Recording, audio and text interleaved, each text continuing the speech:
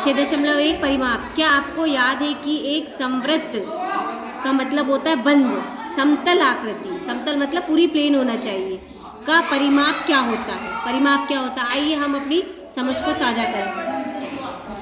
किसी भी बंद समतल आकृति का परिमाप उसकी सीमा के साथ साथ तय की गई वह दूरी है जब आप उसके चारों ओर एक चक्कर लगाते हैं। एक बहुभुज अर्थात रेखाखंडों से बनी एक बंद समतल आकृति के लिए परिमाप उसकी सभी भुजाओं की लंबाइयों के योग के रूप में परिभाषित किया जाता है, जैसे इसकी बाहरी सीमा के साथ साथ कुल दूरी। बहुभुज का परिमाप उसकी सभी भुजाओं की लंबाइयों का योग। आइए अब हम आयत और वर्ग और त्रिभुज के परिमापों के सूत्रों को दोहराते हैं। सबसे पहले ध्यान से देखिए, नीचे एक चित्र दिया हुआ है।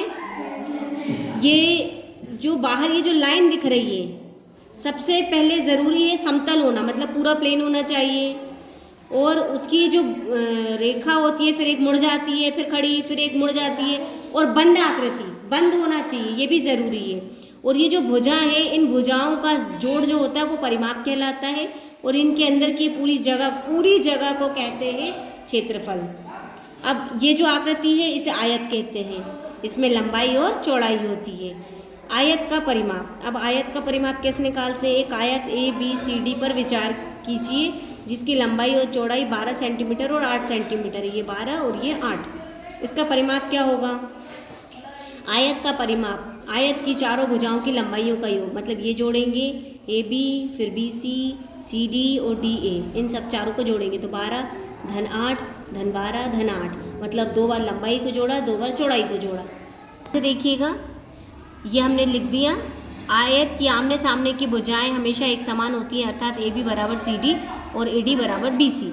अब हमने क्या किया, AB की इसकी जगह भी AB रख दिया और इसकी जगह भी BC रख दिया। अब 2 BC हो गई और 2 AC हो गई, तो A का गुणा AB में किया और 2 का गुणा हमने BC में किया, क्योंकि 2 बार ये है 2 बार ये है।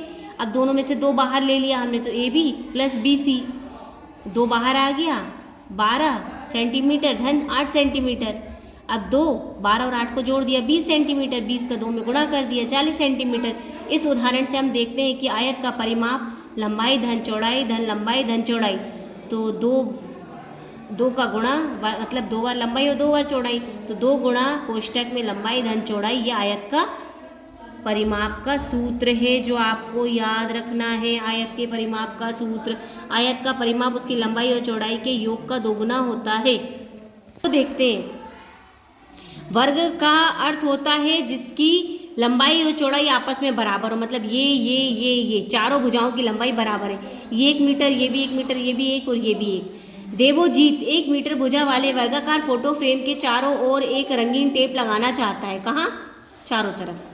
जैसा कि आकृति में दिखाया गया है, उसे कितनी लंबाई रंगीन टेप की आवश्यकता होगी? चूंकि देवोजीत वर्गाकार फोटो फ्रेम के चारों ओर रंगीन टेप लगाना चाहता है, इसलिए उसे वर्गाकार फोटो फ्रेम के परिमाप को ज्ञात करने की आवश्यकता है। इसीलिए आवश्यक टेप की लंबाई बराबर होगा वर्ग का परिमाप, वर्ग की चारों भुजाओं की लंबाइयों का योग। अब 1-1 मीटर को 4 बार जोड़ दिया क्योंकि चारों भुजाएं बराबर थीं, ये हो गई 4 मीटर। अब हम जानते हैं कि वर्ग की चारों भुजाओं की लंबाई बराबर होती है, इसलिए प्रत्येक भुजा की लंबाई को जोड़ने के स्थान पर हम वर्ग की एक भुजा की लंबाई को 4 से गुणा कर सकते हैं। अतः आवश्यक टेप की लंबाई बराबर 4 गुणा 1 मीटर बराबर 4 मीटर। उदाहरण से हम देखते हैं कि वर्ग का परिमाप बराबर 4 गुणा 1 भुजा की लंबाई। चारों भुजाएं बराबर होती हैं, इसलिए हमने एक भुजा को 4 में गुणा कर दिया, बस परिमाप आ गया। वर्ग का परिमाप उसकी एक भुजा की लंबाई का चौगुना होता है। ठीक है, का परिमाप। एक त्रिभुज पर विचार कीजिए जिसकी 3 भुजाएं 4 सेंटीमीटर, 5 सेंटीमीटर और 7 सेंटीमीटर है। इसका हमें परिमाप ज्ञात करना है। ये त्रिभुज है। परिमाप का मतलब होता है सभी भुजाओं की लंबाइयों को जोड़ देना, तो ये जोड़ दिया 16 सेंटीमीटर आ गया। तो त्रिभुज का परिमाप होता है उसकी तीनों भुजाओं की लंबाइयों का योग। उदाहरण के लिए अक्षी 3 मीटर लंबी और 2 मीटर चौड़ी एक आयताकार मेज पोज टेबल कवर के चारों ओर एक फीता लेस लगाना चाहती है। अक्षी को कितने लंबे फीते की आवश्यकता होगी? आयताकार मेज पोज की लंबाई 3 मीटर थी और चौड़ाई 2 मीटर थी, तो फीता लगाना चाहती है, तो फीते की लंबाई आयताकार मेज पोज की लंबाई परिमाप के बराबर होगी। तो परिमाप के लिए हम क्या करेंगे? लंबाई चौड़ाई को जोड़ के 2 का गुणा कर देंगे। 3 और 2 को जोड़ दिया कोष्टक में। फिर 5 आया, 5 का 2 में गुणा कर दिया तो क्या आ गया 10 मीटर। तो आवश्यक फीते की लंबाई कितनी हो गई 10 मीटर। अगला उदाहरण है, उषा 75 मीटर भुजा वाले वर्गाकार पार्क के चारों ओर 3 चक्कर लगाती है। उसके द्वारा तय की गई दूरी ज्ञात कीजिए। वर्गाकार पार्क का परिमाप बराबर होता है 4 गुणा 1 भुजा की लंबाई। 4 गुणा 1 भुजा कितनी है तो 75 मीटर, गुणा कर दिया तो आ गई 300 मीटर। उषा द्वारा एक चक्कर में तय की गई दूरी, एक चक्कर में 300 मीटर चलती है। अगर वो 3 चक्कर लगाएगी तो क्या करेंगे, 300 मीटर का 3 में गुणा कर देंगे तो 3 चक्कर में 900 मीटर। इस पूरे का चक्कर लगाने में से कितनी दूरी लगेगी 900 मीटर। कीजिए, आइए पता लगाएगा। पहला प्रश्न है आयत का परिमाप। हमें लंबाई दी है, चौड़ाई दी है, परिमाप निकालना है। तो 2 गुणा कोष्टक में लंबाई चौड़ाई को जोड़ के 2 से गुणा कर देंगे 32 सेंटीमीटर। वर्ग का परिमाप निकालना है, हमें भुजा दी है 20 सेंटीमीटर, तो 4 गुणा भुजा होता है, तो भुजा में हमने 4 का गुणा कर दिया, ये हो जाएगा 80 सेंटीमीटर। आयत का परिमाप ज्ञात करना है, लंबाई दी है, चौड़ाई दी है, तो लंबाई चौड़ाई 12 और 3 को जोड़ देंगे 15, 15 का 2 में गुणा करेंगे 30 सेंटीमीटर। अगला प्रश्न है, तार के एक टुकड़े का प्रयोग करके एक आयत बनाया गया है जिसकी भुजाओं की लंबाई 5 सेंटीमीटर और 3 सेंटीमीटर है। यदि तार को सीधा करके एक वर्ग बनाया जाए तब वर्ग की एक भुजा की लंबाई क्या होगी। तो हमने ये एक वर्ग बना लिया 5 सेंटीमीटर और 3 सेंटीमीटर और हमने परिमाप निकाला, तो लंबाई चौड़ाई को जोड़ दिया और 2 से गुणा कर दिया तो ये आ गया 16 सेंटीमीटर। और भुजा की लंबाई ज्ञात करना है। इसी तार से अगर हम एक भुजा बनाते हैं तो हमें पता है कि जो परिमाप होता है वर्ग का वो 4 से गुणा होता है, तो हमें एक भुजा ज्ञात करनी है तो हम 16 को 4 से भाग देंगे तो भुजा की लंबाई आ जाएगी 4 सेंटीमीटर। अगला प्रश्न है तीसरा, यदि एक त्रिभुज का परिमाप 55 सेंटीमीटर है और 2 भुजाओं की लंबाई 20 सेंटीमीटर और 14 सेंटीमीटर है तो तीसरी भुजा की लंबाई ज्ञात कीजिए। परिमाप, त्रिभुज का परिमाप क्या होता है, तीनों भुजाओं का योग।